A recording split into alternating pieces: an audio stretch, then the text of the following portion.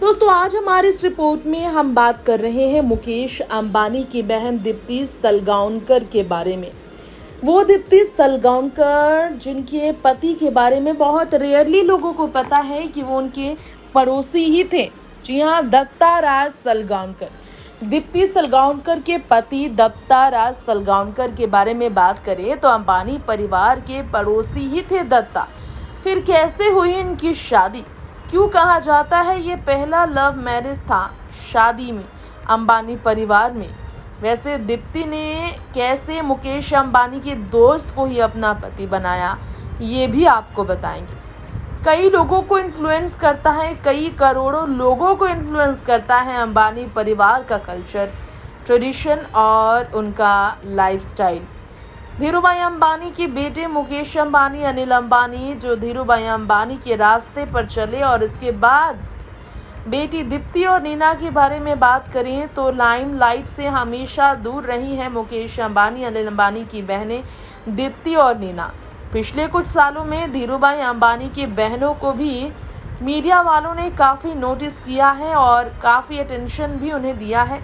कई family functions में उन्हें अटेंड करते हुए सिर्फ देखा ही नहीं गया बल्कि बोल्ड होकर मीडिया के सामने प्रेजेंट भी खुद को किया है दोनों बहनों ने। बहुत ही कामयाब जिंदगी दोनों ही बहनें जी रही हैं, मुकेश और अनिल की, दीप्ति और नीना। लेकिन लाइमलाइट से दूर इनकी कामयाब जिंदगी में भी कई उतार चढ़ाव आए। खैर, आज हम दीप्ति सलगांवकर के बारे में बात कर लेते हैं।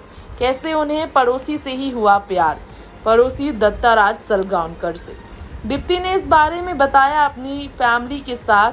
सलगांवकर की फैमिली से उनकी काफ़ी स्पेशल बॉन्ड रही है। सिबलिंग्स के बारे में बात की है उन्होंने। तो आपको यहाँ बता दें, 70 के दशक में धीरूभाई अंबानी अपनी पूरी फैमिली के साथ मुंबई के स्काई क्रैपर बिल्डिंग में 22वें मंजिल में जब रह रहे थे, तब बिजनेसमैन वासुदेव सलगांवकर जो थे अपनी फैमिली के साथ वहीं पर रह रहे थे।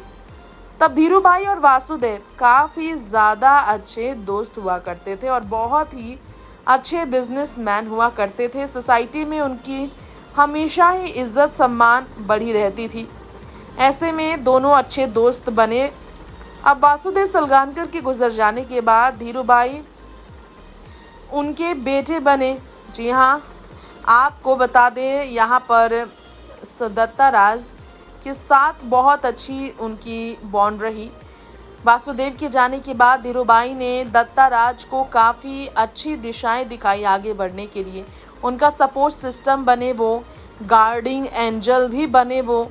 ऐसे में दत्ता राज के साथ अंबानी परिवार की बॉन्ड और स्ट्रांग हुई। दत्ता राज जो अंबानी परिवार के घर में अक्सर आया करते थे, दीप्ति से वहीं उनकी मुलाकात हुई पहली बार।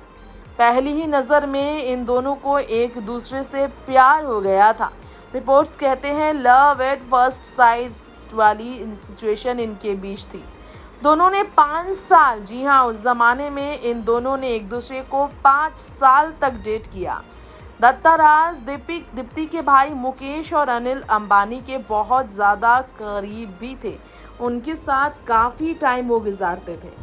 जब परिवार ने तब ये बात जानी कि दत्ता राज और दीप्ति दोनों एक दूसरे से प्यार करते हैं, दोनों एक दूसरे के साथ रिश्ते में हैं 5 साल से, तब परिवार वाले थोड़े हैरान थे।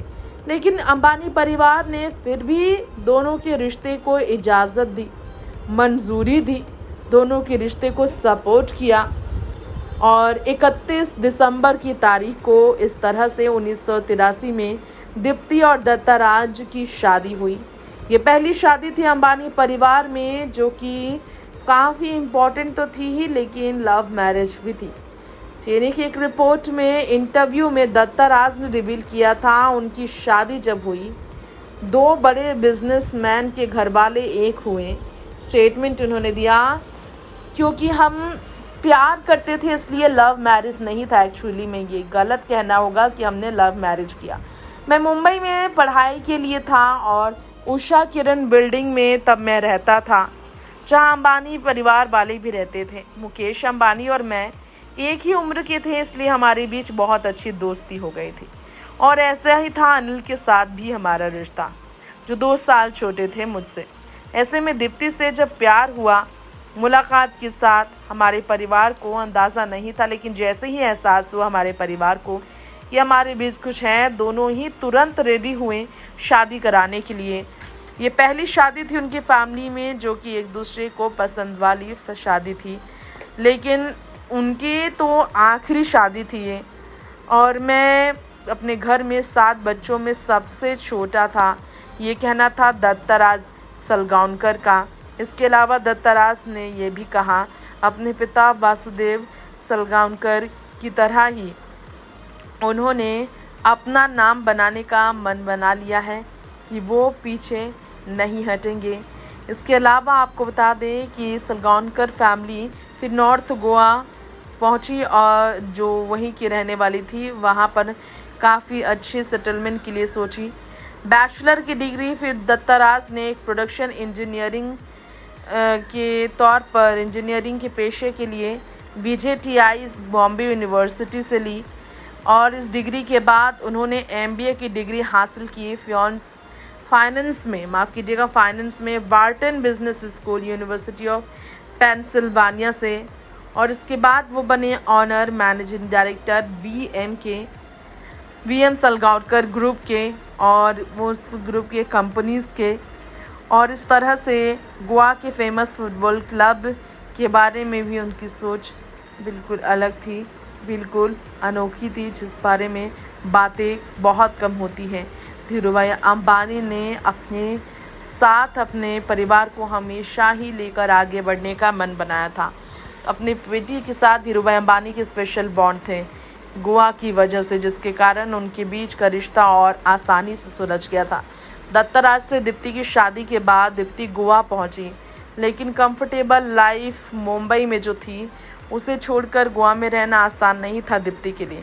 गोवा में सेटल होना उनके लिए बहुत बड़ी चुनौती थी।